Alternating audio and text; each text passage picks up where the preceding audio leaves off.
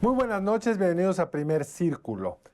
El gobierno, mientras atiende los problemas de la lluvia o medio los atiende en Veracruz y otros estados, mientras capotea escándalos como el huachicol fiscal, ha ido construyendo lentamente una nueva estructura jurídica que está básicamente ampliando las posibilidades del gobierno de fiscalizarnos en lo fiscal y en otros terrenos. Y para discutir uno de los temas que están todavía en la fase final de su aprobación legislativa, que es unos cambios en el Código Fiscal de la Federación, que permitiría a la autoridad tener acceso en tiempo real a las plataformas digitales, hemos invitado a un experto en el tema, Jorge Bravo. Bienvenido. ¿Qué tal, Carlos? Muchas gracias. Jorge, Federico. qué gusto verte. Encantado. A ver, Jorge, explícanos, porque con tantas cosas, solo los expertos como tú siguen bien qué es lo que ha pasado. Porque originalmente las noticias decían que iban a poder saber qué película está viendo en Netflix. Explícanos de qué se trata esto, cuál es el alcance de esta reforma en el Código Fiscal de la Federación. Bueno, el contexto es el que el gobierno federal presentó su paquete económico para 2026. Ahí hay muchas leyes, una de ellas es el Código Fiscal de la Federación, donde hay dos artículos muy problemáticos.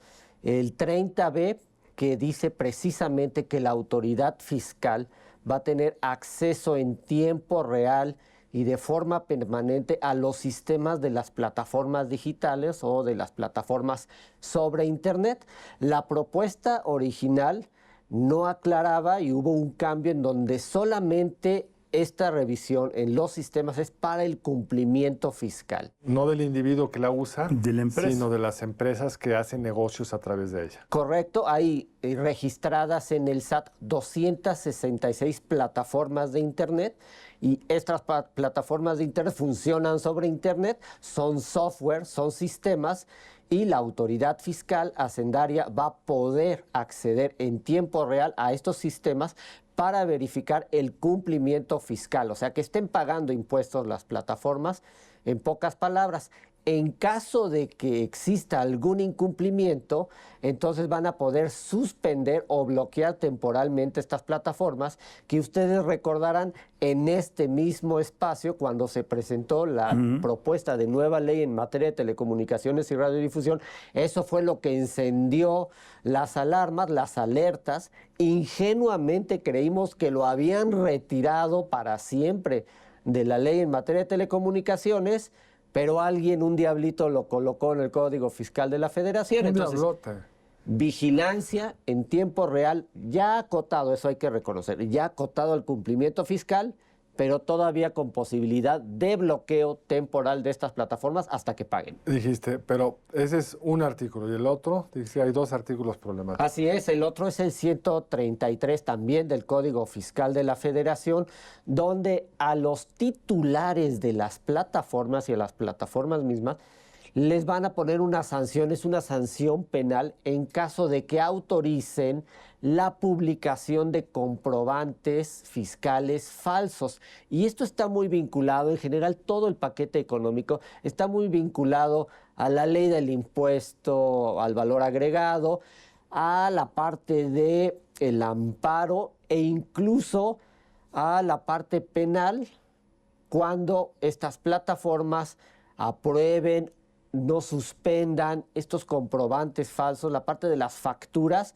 Entonces, de 2 a 9 años de cárcel para una plataforma, cuando el trabajo de una plataforma no es controlar los contenidos de tercero que publican en una plataforma. Es como si cualquier red social fuera responsable de lo que yo, tú o toda la población publica en una red social, y eso incluso está vedado en el TEMEC. En el TEMEC las plataformas no son responsables del contenido que se publica, pero en caso de que haya comprobantes fiscales falsos, avisos de ocasión, cualquier tipo de publicación, la plataforma es responsable y son de 2 a 9 años de prisión. Bueno, son dos temas. ¿Te parece que empecemos con el segundo? Porque Órale. me parece el más, digamos, sorprendente y escandaloso, porque entre otras cosas, como bien dices, viola el TEMEC. Entonces, si una plataforma, ¿cómo tendrían que estar actuando?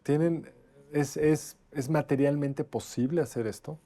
Bueno, esa es la gran discusión, que no se dedican a eso. Es como si una persona publica que se pueden producir, fabricar comprobantes falsos, es decir, facturas falsas que no están avalando la compra, la venta de un producto o un servicio. Entonces el responsable no es la persona, no soy yo o tú o la persona que se dedica a eso, sino la plataforma, porque se suben a Internet, ya todo está en Internet, estos anuncios se Pero suben a la entonces una red. pregunta, yo entiendo que para que una comprobante fiscal tenga valor tiene que estar registrado ante el SAT, si no, no vale nada. Exacto. Pero ya no, ese es un gran tema, Carlos, porque ya no están vigilando la validez del comprobante, que cuando compramos algo nos dan dos comprobantes, la factura física impresa y un CDBI, que es el comprobante fiscal. Ya no están viendo la validez tecnológica de ese comprobante, sino que realmente sea lo que tú compraste o vendiste, y ahí puede cambiar el concepto de un comprobante fiscal. Ahora, en dos ocasiones has utilizado la palabra en tiempo real. Si yo voy y compro un libro, la editorial tiene que rendir cuentas ante Hacienda de los libros vendidos. Claro. Si yo no pido factura, pues el SAT no se va a enterar qué libro fui yo a comprar. Pero aquí cuando dices en tiempo real, resulta con que sí se van a enterar quién está viendo qué, ¿no? Claro, porque las tecnologías de la información, Federico, lo que te permiten es actuar en tiempo real. Todo está ocurriendo. En este momento estamos en Internet, en este momento podemos compartir información, y en este momento las personas están solicitando un vehículo, están comprando algo, están teniendo una cita. Todo ocurre en tiempo real en Internet. Entonces, la autoridad sí puede, es técnica, es tecnológicamente posible que la autoridad fiscal o de gobernación, y de ahí el riesgo. Por eso, cuando se dice en tiempo real que pueda seguir, por ejemplo, a un presunto delincuente, sí lo puedes capturar, porque en ese momento la información está ocurriendo, está haciendo una llamada. Lo mismo con los impuestos. Pero ¿por qué hacer eso? Porque precisamente las plataformas, al tener tecnologías de la información, tienen la información fidedigna en ese instante, y entonces es un control fácil para la autoridad. La intención es totalmente recaudatoria, es fiscal, es, digamos, un contribuyente cautivo. Uno más. Uno más. En cambio, los de, vamos a decirle así, de la economía tradicional, no digital o analógica, bueno, desde luego que también pueden tener un control, pero pueden no facturar, pueden cambiar el concepto, pero en línea, en software, eso no es posible. Entonces es en tiempo real. Pero entonces los sospechosistas, por utilizar el término de Santiago Krill, de que pues se están enterando también de lo que tú estás viendo o leyendo, para seguir con la analogía del libro, es real. Es real, es Sí se pueden enterar. técnicamente. Si alguien se pone a ver películas pornográficas, pues queda un registro. Que siempre hay un registro, se le llama huella digital. Todo mundo, tú, yo, Carlos, tenemos una huella digital en Internet. Cada vez que entramos a un dispositivo, a una computadora, dejamos una huella digital. Y también hay huellas digitales fiscales. Claro. Es decir, yo vendí un producto, yo vendí un servicio, y la autoridad quiere saber en tiempo real que lo estés haciendo. Su recaudación es mensual, quiere saber que estés haciendo las retenciones correctas a los clientes que están dentro de la plataforma comerciando todo el tiempo. Entonces, regresando entonces al primer tema. Amazon, Mercado Libre, cualquiera de estas, cuando vende un producto, en ese momento la autoridad va a estar permanentemente conectada a su sistema y viendo una y cada una de las transacciones. Correcto, lo que dice la ley es que la autoridad hacendaria, que puede ser Hacienda o el SAT, puede establecer un acuerdo con la Agencia de Transformación Digital y Telecomunicaciones, que es la que se encarga de la digitalización y de regular las telecomunicaciones. ¿Quiénes van a ser, según la ley del impuesto al valor agregado, quiénes van a ser los que van a bloquear las plataformas? No es Hacienda, no es la Agencia de Transformación Digital, es un operador de telecomunicaciones al que le van a solicitar judicialmente con un oficio que bloquee temporalmente esa plataforma hasta que esa plataforma pague sus impuestos. Esa es la sanción, o que no la plataforma, necesariamente los que usaron la plataforma, que está más complicado, porque Mercado Libre luego simplemente es un intermediario. Es la plataforma que conecta una demanda con una oferta. Con una oferta, es decir, pero hay un producto pero el que impuesto lo paga, entiendo, el de la oferta, o sea, el que vendió un calcetín. Si ese no pagó el impuesto, ¿a Mercado Libre lo bajan de la plataforma? Bueno, lo que pasa es que cuando tú compras algo en Internet, un producto, un servicio, una mercancía, tu tarjeta de crédito o tu sistema, tú pagas automáticamente ese producto o un servicio. La plataforma, ¿qué hace? Retiene esos impuestos que después debe declararlos a la autoridad. Y esa es la tercera parte de esta reforma, que además aumentan las retenciones. Correcto. En la ley de ingresos hay otros artículos muy polémicos donde suben la retención de las pequeñas y medianas empresas. Va a llegar hasta el 10.5% de retención. Entonces yo vendo 10 pesos, Mercado Libre se queda con 10 y se lo integra el SAT. La retención correspondiente, nada más que ya aumentó esta retención.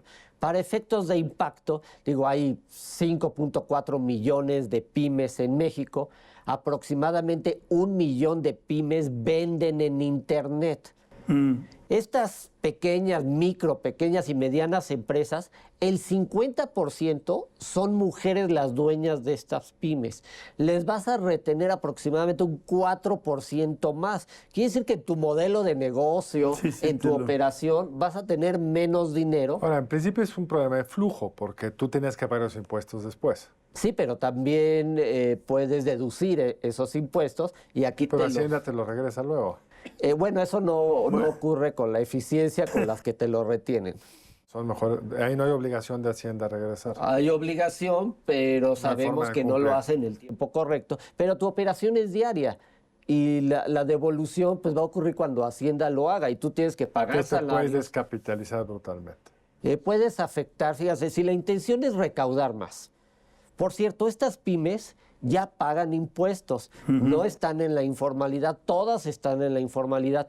Pero ¿qué puede pasar? Que muchas, todas están en la formalidad. Todas están en la formalidad, están en la formalidad. Puede ocurrir todo lo contrario, que te salgas porque ese porque recurso, este negocio ya no es rentable ese con dinero, esta retención. Cuando el gran beneficio de la tecnología es que reduce los costos de las transacciones. Por ejemplo, un libro digital que en el mencionaba. fondo esta era una forma de formalizar, pero si le subes de más la retención va a ser una forma de promover la informalidad. Claro. Pero tenemos que hacer un corte porque estos temas requieren tiempo, pero todavía nos faltan 2 temas muy importantes de entender. Regresamos en un momento más aquí en Primer Círculo.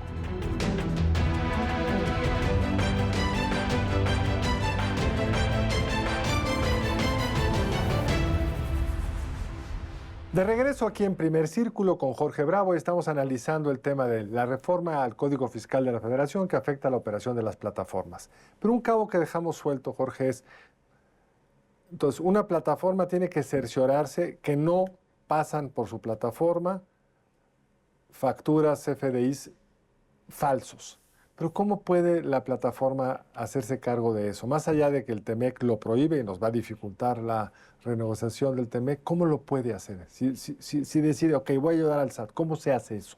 Bueno, no lo hace y tendría que implementar sistemas de monitoreo. Evidentemente puede adoptar tecnologías como inteligencia artificial. ¿Distinguir los falsos de los no falsos? Bueno, no hay un antecedente en ese sentido, pero esa no es la labor de las plataformas. Claro que no, pero eso me queda clarísimo. Esa sería la labor de la autoridad. Por eso te pregunté hace un rato. Lo que importa es que el CFDI esté registrado frente a Hacienda, si no, no sirve para nada. Entonces, ¿qué más le da si circulan falsos y luego no los puedes usar porque no están registrados ante Hacienda? Ni siquiera entiendo el problema, pues. De eso se trata, de que las plataformas no saben cómo hacerlo, no se dedican a ello. Los contenidos siempre son de un tercero, no las plataformas. Ellas solamente son eso, el intermediario, la plataforma a través de la cual nos expresamos. Y ciertamente pueden ocurrir esas cosas, pero la plataforma tendría que implementar, invertir, dedicar más recursos para tratar de identificar todos esos comprobantes Pero además, si le falsos. falla uno, van a ir a meter a la cárcel al director general de Facebook, aunque no sea en México. ¿Quién es el responsable penalmente de La esto? ley dice el titular, dice dos cosas, la plataforma y el titular de la plataforma. ¿Quién puede ser el titular de la plataforma? El director general, en este caso Pero puede de ser, México. sería Facebook México, pero si es una que opera desde Estados Unidos, sería el director general de esa plataforma en Estados Unidos. Todas operan en México. Todas están registradas en México. Hay Todas tienen un 266. director general en México. Todas tienen un representante legal y un Y representante... ese es el que se haría cargo con su libertad. Bueno, dice el titular, vamos a ver quién podría ser eventualmente el titular. Mira, es como si en un edificio todos hemos visto anuncios espectaculares y es como si el titular del edificio fuera responsable de lo que se coloca en ese anuncio. Es el ejemplo que Sí, es podríamos buen ejemplo. utilizar, en donde, bueno, yo no tengo responsabilidad de lo que diga ese anuncio, soy el titular del edificio, soy el titular de la plataforma y otros comparten, publican, postean este tipo de comprobantes. Ahora, algo, a ver, un poco por pedagogía. Dijiste, interviene la agencia, pero al final se necesita de la intervención jurisdiccional para poder hacer El bloqueo. el bloqueo. Correcto, voy a repetir, digamos, O sea, el un poco procedimiento. porque el procedimiento es importante desde el punto de vista de, digamos, de las funciones que hemos visto desaparecer últimamente, ¿no? El procedimiento está en la ley del IVA. Ahí la autoridad hacendaria, que puede ser Hacienda o el SAT, va a establecer un acuerdo con la Agencia de Transformación Digital y Telecomunicaciones. ¿Por qué con esa agencia? Porque es la que regula a los operadores de telecomunicaciones y se va a hacer una solicitud a los operadores de telecomunicaciones. Tendrían que ser todos, además, porque el Internet no lo controla un operador. Sobre Internet están estas aplicaciones, estas plataformas, y sí, digamos, un operador de telecomunicaciones, puesto que ellos dan la red, invierten en la red y habilitan todos estos servicios digitales, es decir, las aplicaciones, las plataformas están sobre la red de telecomunicaciones, sobre Internet, entonces sí se puede bloquear temporalmente a esas plataformas, pero la solicitud es de Hacienda, vía la Agencia de Transformación Digital y después las solicitudes a los proveedores de Internet o a los operadores, que tampoco su misión es censurar, claro. es Ahora, bloquear, y es hay conectar. pero hay un problema adicional o un paso adicional que es para hacer operativo lo del en tiempo real, poder estar viendo las transacciones. ¿Quién va a poder estar entrando en tiempo real a los sistemas de las plataformas? Bueno, es fácil la respuesta, es la autoridad hacendaria. La autoridad hacendaria. Es Hacienda o el SAT. Y entonces la empresa, que a lo mejor tiene toda la información en California, tiene que abrirle el sistema para eso. Solamente para cumplimiento fiscal. Pero tiene que abrirlo, o sea, tiene que permitirle jalar esa información en tiempo real. Y eso ¿lo ha pedido algún otro país que tú sepas? Bueno, hay tres respuestas. La primera es que si los gobiernos están interesados en que las plataformas de Internet o digitales paguen impuestos. Incluso Y eso es justo. Es correcto. se está construyendo con la OCDE un mecanismo para que paguen impuestos, no importan dónde estén. Dos, Estados Unidos sí solicita a las plataformas su acceso en términos de seguridad nacional. Y esto también está en China, pero siempre vinculados a seguridad nacional, no a temas de cumplimiento fiscal como lo quieren hacer en México. Bueno, es que sí hay una deformación en tanto que la autoridad hacendaria, en este caso SAT, sí interviene en las funciones de divulgación que cumplen las plataformas, porque Jorge lo ha dicho de manera muy clara, su función es conectar. Sí, lo que la autoridad quiere es aprovechar eso para tener toda la información posible, pero además que no circule lo que no quieren. O sea, son las dos cosas, lo de la parte de las facturas falsas, que no solo desvirtúan para que son las plataformas, sino violenta el principio fundamental que en el TEMEC se estableció al respecto. Ese es el gran riesgo, porque aunque dice cumplimiento fiscal, pues finalmente el riesgo es de censura, es de bloqueo si alguna plataforma ha incomodado políticamente a la autoridad. Pero vamos a suponer que solamente es cumplimiento. Para fines fiscales. De todas maneras es exorbitante. ¿Cuántas personas compran, comercian en estos marketplaces, cuántas personas solicitan un vehículo, cuántas personas están en videojuegos. Entonces tú les vas a conculcar el derecho que están ejerciendo, el derecho a la movilidad, el derecho a tener un empleo, el derecho a tener ingresos adicionales a través de las plataformas, bueno, el derecho de acceso a la cultura, al entretenimiento, claro.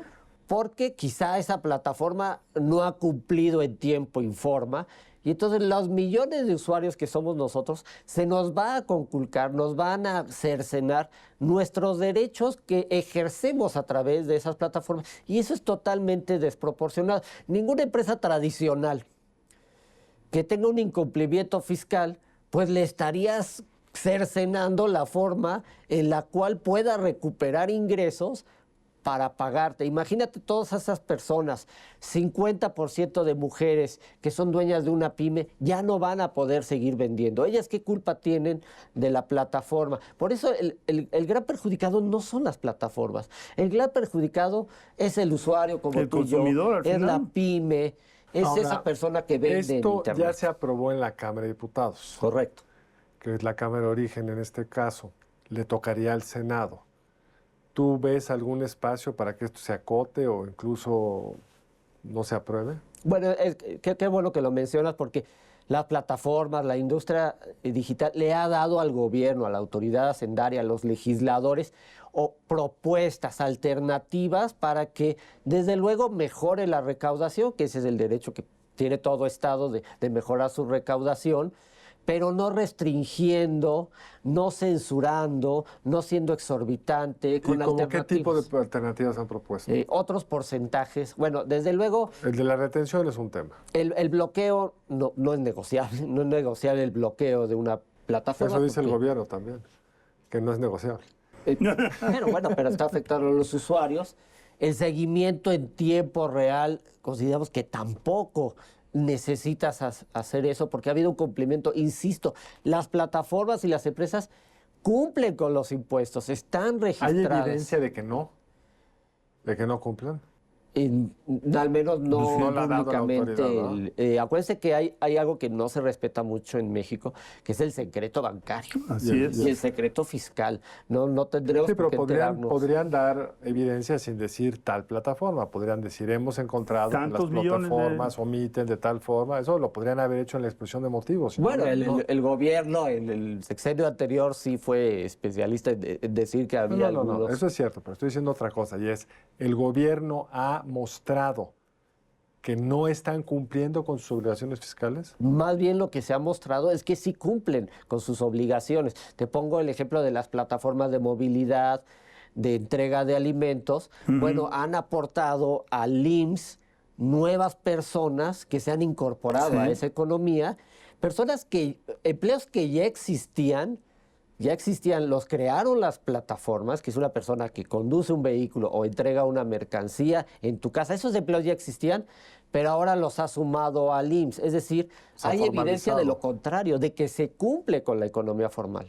Ahora, Sí, fueron miles de los repartidores, por decirlo de alguna manera, que se de incorporaron. hecho eran cientos de miles, pero luego está este límite en el caso específico del IMSS, que tienen que facturar más de no me acuerdo cuánto para que realmente tengan derecho al IMSS. Que es el salario mínimo, tienen que llegar al salario mínimo. Y Correcto. era complicado porque pues, no es lo mismo el ingreso que la venta que el ingreso. Entonces, Además, tienen trabajaban en distintas plataformas. plataformas. Y bueno, hay algo poco habitual como ocurre en todo lo digital, y es que muchas de esas personas no querían ese beneficio, porque generaban más ingresos, porque estaban en varias No, plataformas. porque es un costo y muchas personas creen que el IMSS no da ese servicio para justificar ese costo. Muchos tenían seguros médicos y es posible que los beneficios que ya tenían los pierdan porque ahora hay que ingresar al sistema Jorge, oficial. nos quedan 2 minutos. Políticamente, ¿tú ves viable que esto se atempere en el Senado? Estamos a días, quizá horas, porque manejan con enorme rapidez esto. Y si lo sacan, ¿qué implicaciones va a tener? Te voy a dar una respuesta económica y cierro con la política. La economía digital está contribuyendo precisamente a que la autoridad hacendaria tenga más ingresos, se están generando nuevos empleos, hay que promover los emprendedores digitales, que más personas se sumen a la economía digital. Eso está ocurriendo. Y entonces lo que puedes hacer es desincentivar la inversión, que muchas de estas grandes empresas globales ya colocaron miles de millones de dólares en México para tener centros de datos, para tener inteligencia artificial, y entonces entra una incertidumbre jurídica, fiscal. Pues, ¿qué pasa con México? Que deberíamos de estarles abriendo las puertas y en realidad se las está cerrando. Y el tema político se llama Donald Trump.